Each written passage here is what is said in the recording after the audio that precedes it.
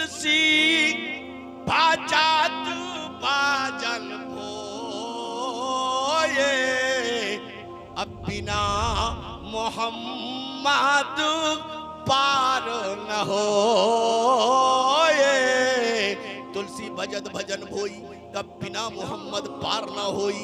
तुलसीदास जी कहते सुनो, जो मोहम्मद को मानेगा वही मोमिन होगा, जो मोहम्मद को मानेगा वही मुसलमान होगा, और वही दुनिया के अंदर में जाना जाएगा, महशर में पहचाना जाएगा, और हुजूर की शफाअत में आने का बहाना जाएगा।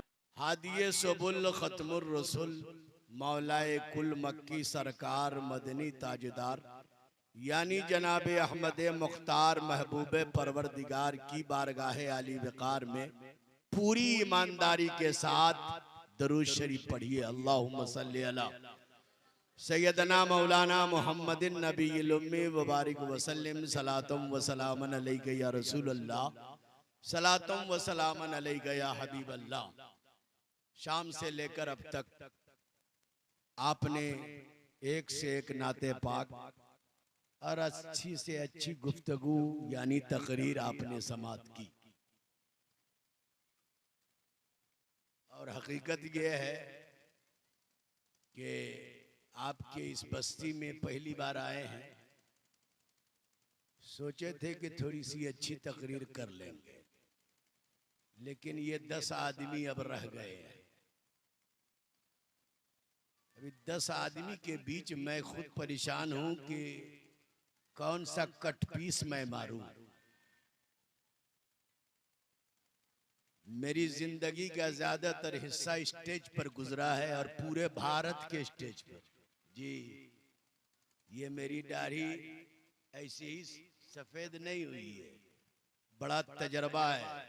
हमारी कैसेट सुन सुन करके लोग मुकर्रिर हो गया, इसलिए हम आए हैं। उसी वक्त में डॉक्टर साहब बहुत ही हमारे मेहरबान कदरदान, इनके यहाँ हमने पहले ही कहा था कि तकरीर हमारी अगर करवाना है तो पहले करवा लेना। खुतबे के बाद मैंने जिस आयत पाक की तिलावत की है, अल्लाह ताला इरशाद फरमाता है, इन the name of Allah who is most kind and most merciful, Muhammad is the messenger of Allah. Say he is Allah the one, Allah the eternal absolute. He begetteth not, nor is he begotten, and there is none like unto him. आप लोग तो समझ गए होंगे, नहीं समझे? अवतार न्यारम पृथ्वी मध्यम गुरु विज्ञातम सोमति विष्णुवे शिशुवर भक्तम स्वरूपाम गणेशियम शिव शबनम पर्वतम शिव शबनम गंगा जल शिवनानम पंडितम गौनानम स्वाहा। कुछ आपको समझ में नहीं आया, कुछ नहीं समझे, टक टक दीदम दम न कसीदम, कुछ नहीं समझे। मियाँ जिस दिन सब लोग समझ जाएंगे, एक लाइन में सब खड़े हो जाएंगे। हमारे यहाँ समझ समझ के 72 ना समझ हो गए, और अभी भी नहीं समझे। जिसको वो समझे हैं वो गलत है। आयत नहीं बदली, तर्जुमा बदले, लोग बदल गए। कोई पैजामा उठा रहा है, कोई सीना पीट रहा है। मगर याद रहे, जिस दिन सब लोग समझ जाएंगे, उसी दिन अल्लाह की रहमत मुसलमानों पर टूट पड़ेगी। मांगने की जरूरत नहीं है।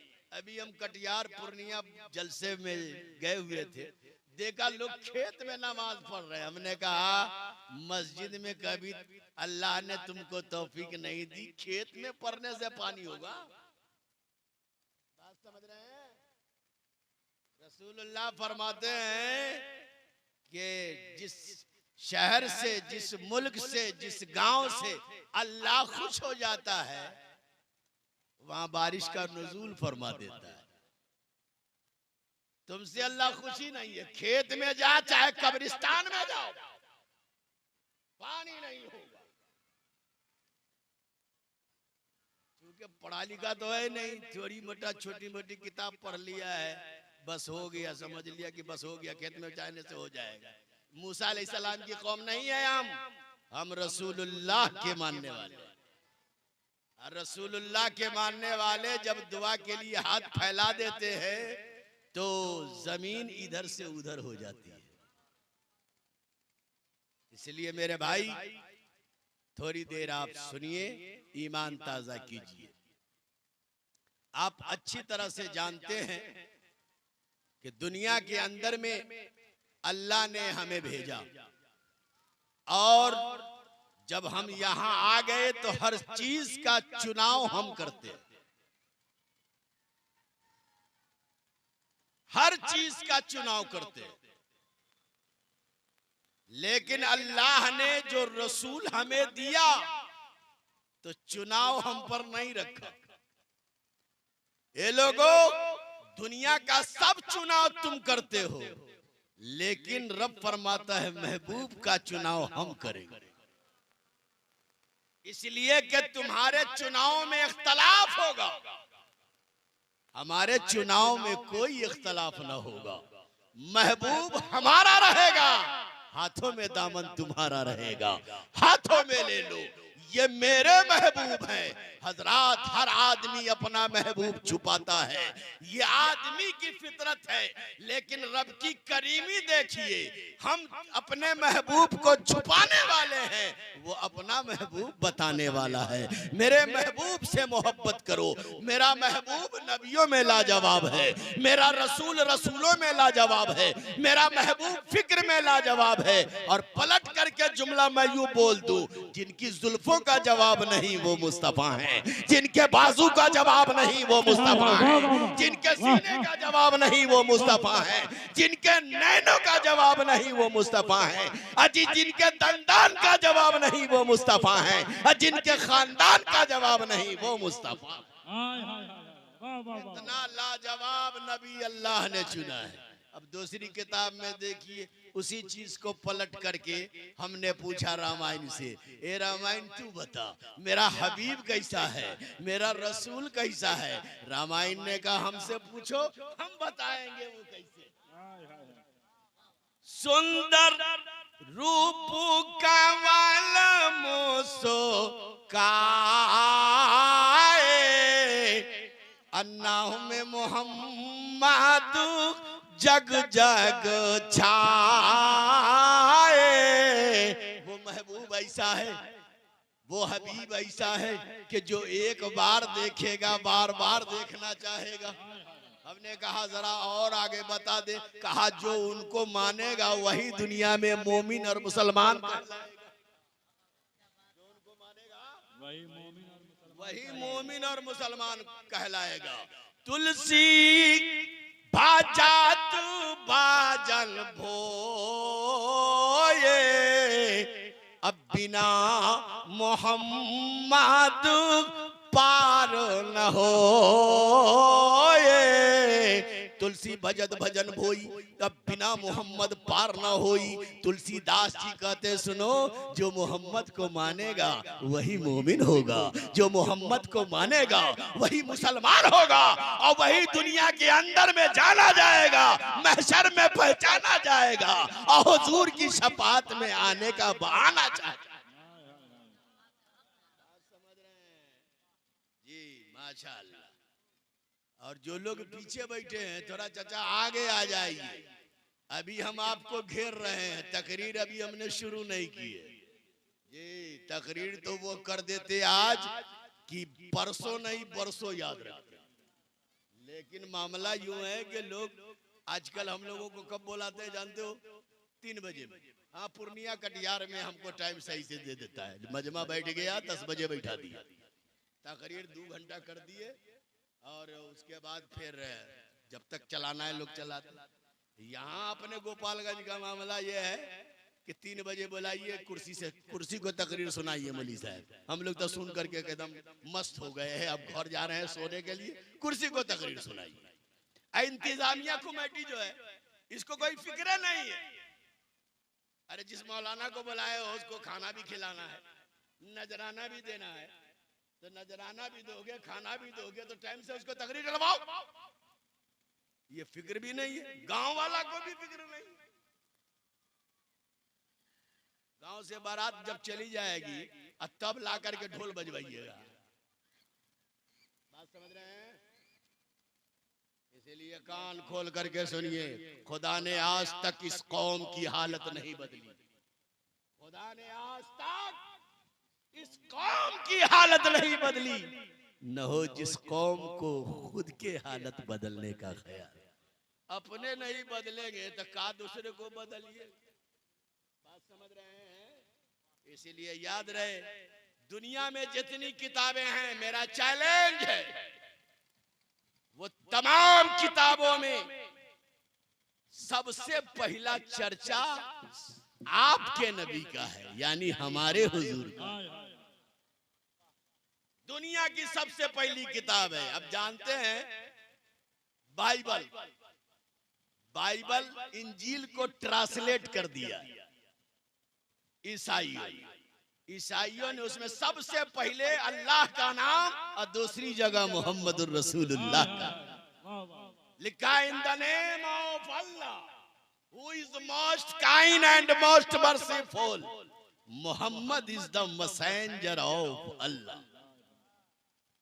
दुनिया की सबसे पहली किताब और दुनिया का सबसे पहला धर्म ये इस्लाम। और इस्लाम का पैगाम दुनिया को बताने वाले सबसे बेहतर मोहम्मदुर रसूलुल्लाह। ये लोगों, ये सारी पेशन गोइयां। और लिखा है, रामायण खुद ही बता रहा है, अवतार न्यारम पृथ्वी मध्यम गुरु विज्ञातम सोमति विष्णुवे शिशुवर भक्तम स्वरूपम गणेशियम शिव शबनम पर्वतम शिव शबनम गंगा जल शिवनानम पंडितम गौनानम स्वाहा। वो आने वाला भूमि के बीचों बीच आएगा, मध्यम कहते हैं बीचों बीच को। अब पृथ्वी कहते हैं जमीन को, जमीन के बीचों बीच आएगा। हमने कहा महाराज हम कैसे जाने के यही जमीन का बीचों बीच है? तो महाराज ने कहा हमसे सुनो, जिस जमीन पर वो आएंगे उस जमीन का आलम यह होगा कि रेतीली जमीन होगी, हरे भरे पेड़ खजूरों के होंगे, किनारे समंदर मौजे लेता होगा, और दुनिया में सबसे बड़ा जुल्म वही होता होगा। उसी जुल्म को नाश करने के लिए, उसी जुल्म को खत्म करने के लिए अल्लाह अपने रसूल को भेजेगा। और वो रसूल जब इस जमीन पर आएंगे तो यहाँ के जुल्म को वो धीरे धीरे मिटाएंगे। अब जुल्म मैं बताता हूं।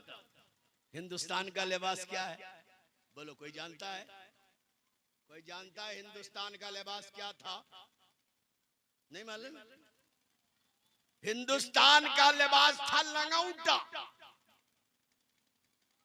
और उसमें लगा हुआ था 4 इंच वाला चमौटा। ये हिंदुस्तान का लिबास। और इस पर भी शान ये कि अगर पति मर जाए तो उसके चिता पर पत्नी को जिंदा जलाया जाता था। ये हिंदुस्तान का इतिहास है। मगर अरब भी कम नहीं था। अरब में भी अगर बेटी पैदा हो तो बाप को पता नहीं चलता था, घर ही में गड्ढा खोद करके उसे जिंदा दफना दिया जाता। एक बाप अपनी बेटी को जिंदा दफनाने के लिए मैदान में ले चलता है।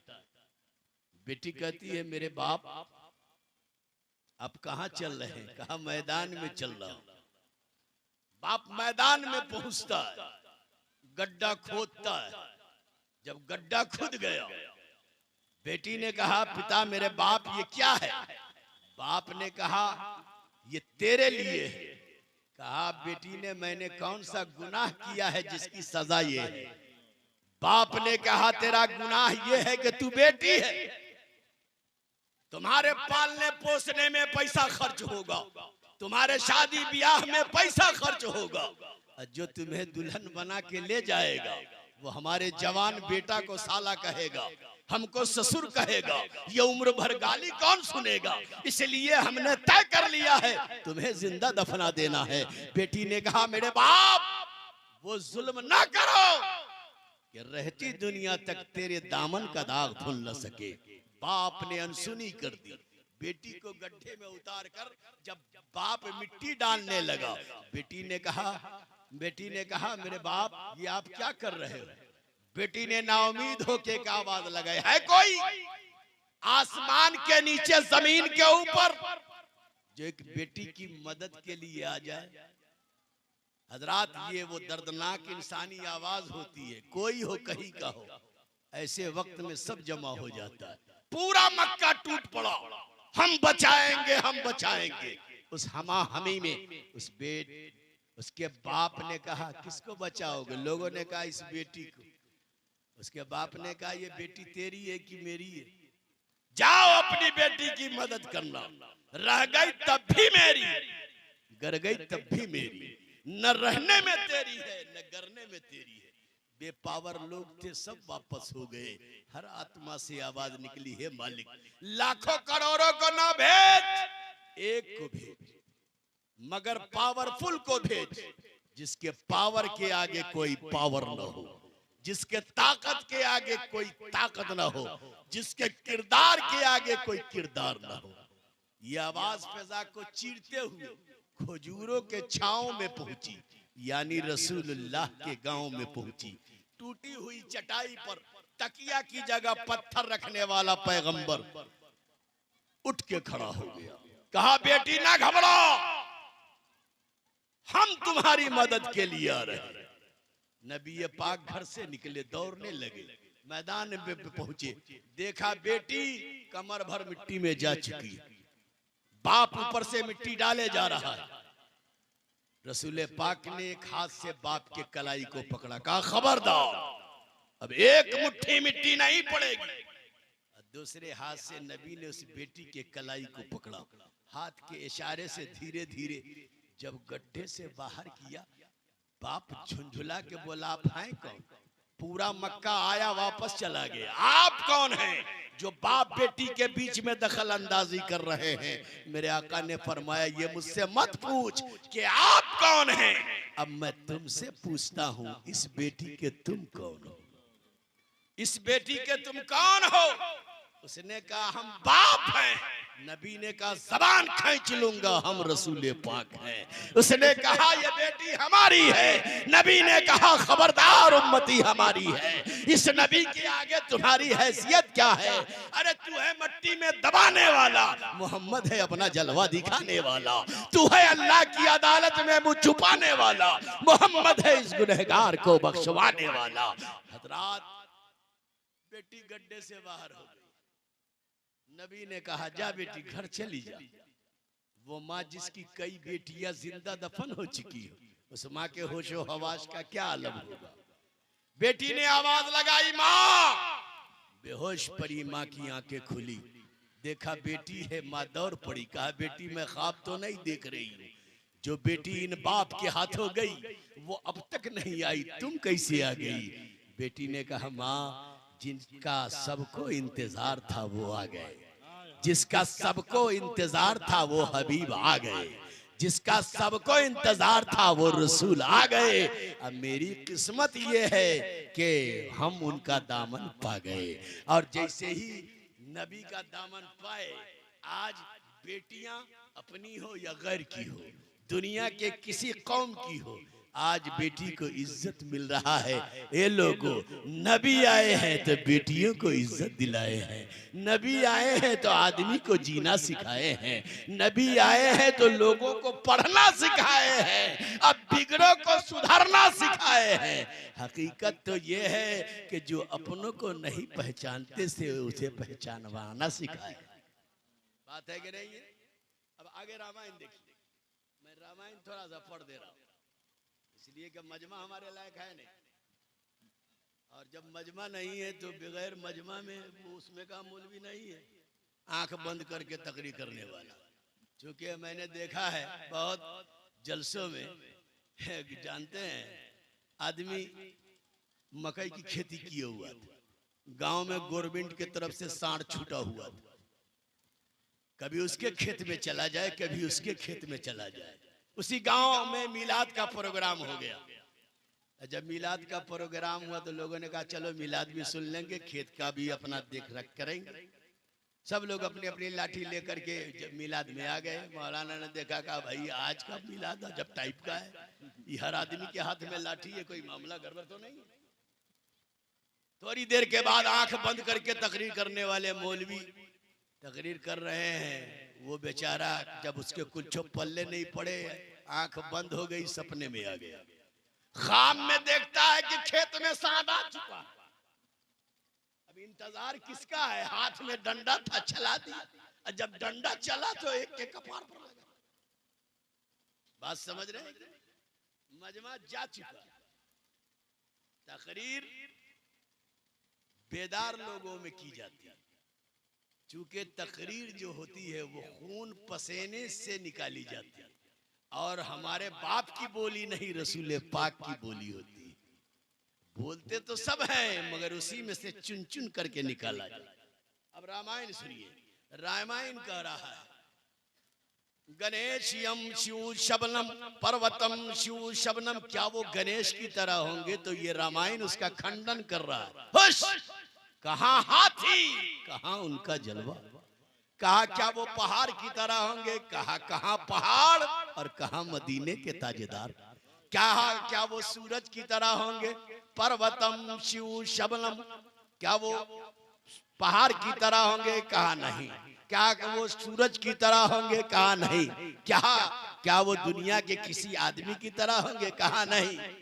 गणेश यम शिव शबनम पर्वतम शिव शबनम गंगा जल शिवनानम पंडितम गौनानम, क्या वो गंगा के पवित्र धार की तरह होंगे, कहाँ गंगा का पवित्र धार और कहाँ मदीने के ताजेदार, ये भी कोई मुकाबला है? अरे कहाँ पानी कहाँ उनका जलवा। हमने कहा साहब ऐसे कोई मानता नहीं जब तक के कोई नजीर मौजूद ना हो। कहा नजीर उठा के देख लो, ये दुनिया में जितना चीज देख रहे हो जो भी है, कोई भी उस नबी जैसा क्या होगा, उस महबूब जैसा क्या होगा। क्यों? हमने कहा साहब सुनो, कहा क्यों? कहा दुनिया में जो कुछ है सब उस नबी के नीचे है और नबी सबसे ऊपर है, नबी सबसे ऊपर है। हमने कहा कैसे? कहा जब वो झूले में थे, वो झूले में थे तो उनके उंगली के इशारे से आकाश का चंद्रमा घूम रहा था, दूध पिलाने वाली और झूला झूलाने वाली। दाई ने देखा, ऊपर देखी तो ऊपर घूम गई और नीचे देखी तो नीचे घूम गई। जब तक नबी बोलने वाले न हुए उस दाई का दिमाग घूमता रहा कि उंगली घूमती रही कि चांद घूमता रहा। लेकिन जब बोलने के दिन आए तो रसूल से उस दाई हलीमा ने फरमाया, ए मोहम्मद सल्लल्लाहु अलैहि वसल्लम, उस दिन से अब तक मेरा दिमाग घूम रहा है, मैं परेशान हूं कि मुझे धोखा तो नहीं हो रहा है। रब के महबूब फरमाते हैं, ए दाई हलीमा, बारगाहे नबूवत में धोखा नहीं होता। जब तुम्हारी नजर ऊपर थी तो आकाश का चंद्रमा घूम रहा था, जब तुम्हारी नजर नीचे थी तो उस उंगली में मेरी उस नीचे में मेरी उंगली घूम रही थी। कभी दिल को तू बहलाती थी, कभी चांद बहलाता। इसीलिए तो किसी शायर ने कहा कि चांद की तरह उनको, अरे हम कहें तो मुजरिम हैं, क्योंकि उनकी चौखट पर हाँ चांद खुद सवाली है, क्योंकि उनकी चौखट पर चांद खुद सवाली है। ये चांद उस महबूब जैसा क्या होगा? हमने कहा सूरज, कहा ये सूरज भी उस नबी जैसा क्या होगा? ये वही सूरज है जो डूब गया था, और उसके डूबने की वजह ये थी कि असर के वक्त में नबी ने नमाज पढ़ ली। मौला अली ने वजू कर ली, आप नमाज पढ़ के चले और अली वजू करके चले। मैदान सहबा है, अली की गोद है, नबी का सर है। नबी सर रख के आराम करने लगे, मौलाए अली इंतजाम करने लगे। कभी दाएं देखे, कभी बाएं देखे कि ये नबी तो पढ़ चुके हैं असर की नमाज, मैं ही बाकी हूं। सूरज डूब गया, डूब गया। अली रोने लगे। नबी ने देखा अली रो रहे हैं। मेरे नबी फरमाते अली क्यों रो रहे हो? कहा या रसूल अल्लाह नमाज छूट गई है। मेरे नबी ने फरमाया अली ना घबराओ, ये तो बताओ कि सूरज किधर है? अली ने कहा इधर है। नबी ने उंगली का इशारा फरमाया, डूबा हुआ सूरज पलट के सामने आया। नबी ने कहा क्या हुआ? अली ने कहा सूरज तो आ गया। नबी ने फरमाया जब वो तेरे लिए आ गया तो तू भी अपने रब के लिए आ जा। अली मुसल्ले पर खड़ा हो जा, जितनी देर चाहो उतनी देर पर, जब तक चाह तब तक पर। अरे कल तक सूरज निकलता था, उसमें रब की मशीयत होती थी, और आज जो सूरज निकला है उसमें मुस्तफा की तबीयत है। ए अली नमाज पढ़ ले, जितना चाह उतना पर, जब तक चाह तब तक तो पर। अब अली मुसल्ले पर खड़े हो गए। मेरे नबी फरमाते हैं कयामत तक अगर अली नमाज पढ़ते रहते तो सूरज की मजाल नहीं थी कि वो डूब जाता। इसलिए कि कल तक जो सूरज निकलता था वो सभी के लिए, सभी के लिए, और आज जो निकाला है वो अली के लिए। और जो अली के लिए निकला है, जब तक ये इबादत में रहेंगे सूरज डूब नहीं सकता। हमारे असलाफ का तरीका नमाज पढ़ने, वो सूरज डूब नहीं रहा। मियाँ मैं ये बताना चाहता हूँ, ये सूरज उस नबी जैसा क्या होगा? कहा कि ये पत्थर का, ये पत्थर भी उस नबी जैसा क्या होगा? अरे इसी पत्थरों से अबू जहल चुन चुन के लाया था। ये कहा ए मोहम्मद बताओ मेरी मुट्ठी में क्या है? मेरे नबी ने फरमाया अबू जहल मुझसे मत पूछ के तेरी मुट्ठी में क्या है, बल्कि मुट्ठी की चीज से पूछ के मैं क्या हूँ। अबू जहल मुस्कुराने लगा। नबी ने फरमाया अबू जहल मुस्कुराता क्यों है? कहा कि पहला सवाल जो हमने किया था उसमें इस मुट्ठी के चीज को बताना आपका काम था, लेकिन आप कह रहे हैं कि मुट्ठी की चीज बताए तो ये क्या बोलेगी जिसमें जबान नहीं, ये क्या बोलेगी जिसमें जान नहीं। इसलिए मैं अपनी जीत महसूस कर चुका हूँ। मेरे नबी ने फरमाया अबू जहल मुस्कुरा मत, पूछ मैं क्या हूँ। अब अबू जहल के मुट्ठी में वही कंकर था, यही पहाड़ का कंकर था, यही पर्वत का कंकर था। अब मैं जबान की चाशनी ले लूं, क्योंकि वक्त ज्यादा हो चुका है, लोगों के आंखों में खुमार है और नींद आ रही है थोड़ी बहुत। बोलिए आ रही है कि नहीं आ रही? थोड़ी बहुत नींद आ रही है। अब मैं आपको ले चलता हूँ हजरत बख्तियार काकी की बारगाह में। बख्तियार काकी की बारगाह में एक बुढ़िया आई। कहा हुजूर गुर्बती ने मजबूर कर दिया है और जिंदगी में कभी आपसे मिलने का मौका नहीं मिला। हुजूर आज एक जमाने के बाद आई हूं आपसे मिलने के लिए, एक मुर्गी का अंडा कबूल कर लीजिए। एक मुर्गी का अंडा बख्तियार काकी महरौली शरीफ दिल्ली कबूल कर लीजिए। बख्तियार काकी ने अंडे को लिया और आपने पढ़ा औज़ु बिल्लाहि मिनश शैतानिर रजीम बिस्मिल्लाहिर रहमानिर रहीम कुल वल्लाहु अहद समद लम यलिद वलम यूलद वलम यकुल लहू कुफुवन अहद। आपने फूंक मारा और जैसे फूंक मारा वो मुर्गी का अंडा अब अंडा नहीं सोना हो गया,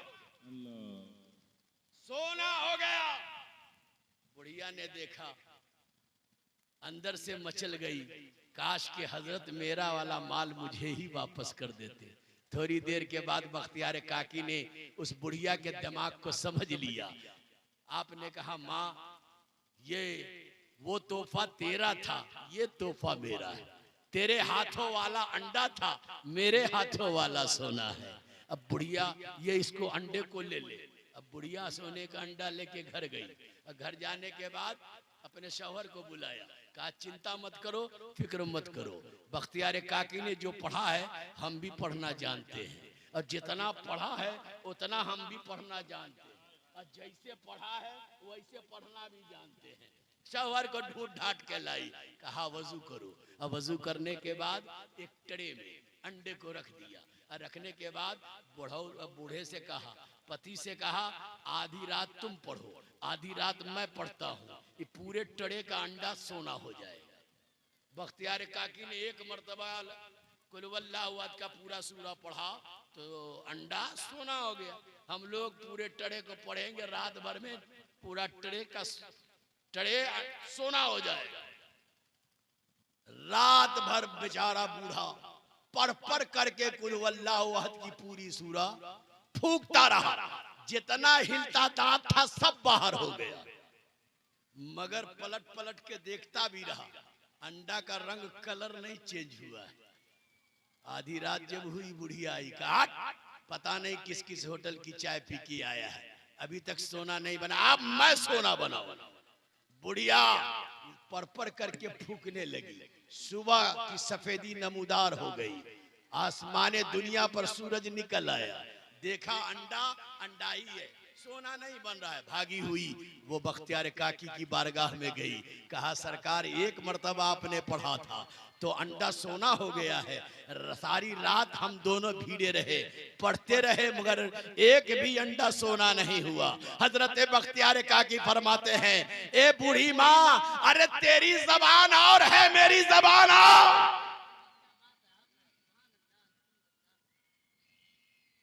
बख्तियार काकी और है, ए बूढ़ी तुम्हारी जबान और है। नबी ने से कह रहा है अबू जहल, ये कंकर नहीं बोल रही है। नबी ने मुस्कुराया, कहा नादान, अबे तेरी जबान और है, नबी की जबान और, तुम्हारे कहने से न बोलेंगे। नबी ने उंगली का इशारा फरमाया, हाथ मुट्ठी का कंकर अबू जहल के मुट्ठी में घूमने लगा, और घबरा करके जब वो फेंका तो नबी के कदमों में आया, और आने के बाद नबी का तलवा चूमने लगा। मैं ये बताना चाहता हूँ, अबू जहल के कहने से वो कंकरी नहीं बोली, नबी के कहने से वो कंकरी बोल रही है। इसीलिए तो मैं कहता हूँ कि पत्थरों के खुदाओं में हलचल पड़ा, पत्थरों के खुदाओं में हलचल पड़ा, और अरब में नया इनकलाब आ गया। और थूक की बात आई है, और सुन लो, आपने नाम सुना है जुनैद बगदादी का? बगदाद का नाम सुना है कि नहीं सुना? बगदाद में एक बुजुर्ग है जुनैद बगदादी, एक देहात में गए हुए बुजुर्ग थे, जिसको जो कह देते थे हो जाता था। उसी गांव में एक सरमुढ़ा रहता था। सरमुढ़ा समझे? अरे 25 नंबर में से एक नंबर कम, नहीं समझे? समझ गए? सरमुढ़ा रहता था। बीवी ने कहा सब लोग जा रहे हैं जुनैद बगदादी के पास, वो रोशन जमीर बुजुर्ग है, तुम लोग जमीन पर न मुसल्ला बिछा के नमाज पढ़ते हो, मस्जिद में मुसल्ला बिछा के नमाज पढ़ते हो। अब वो ऐसा पावरफुल बुजुर्ग है कि पानी पर मुसल्ला फेंक देता है, अब पानी पर खड़ा होकर के नमाज पढ़ा करता है। कभी मस्ती में वो अल्लाह का वली आ जाता है, हवा में मुसल्ला को लहरा देता है, और हवा के दोष पर खड़ा होकर के नमाज पढ़ता है। वो बुजुर्ग आ गए, जाओ कुछ ले आओ, जाओ ले आओ। घर की बीवी ने ठेल ठाल करके जुनैद बगदादी के दरबार में भेजा। जुनैद बगदादी ताबीज दे रहे।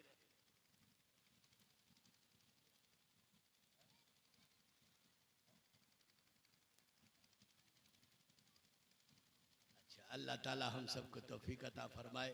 चूंकि वक्त हमारा ख़त्म हो चुका है, इमाम साहब की तरफ से इजाज़त है।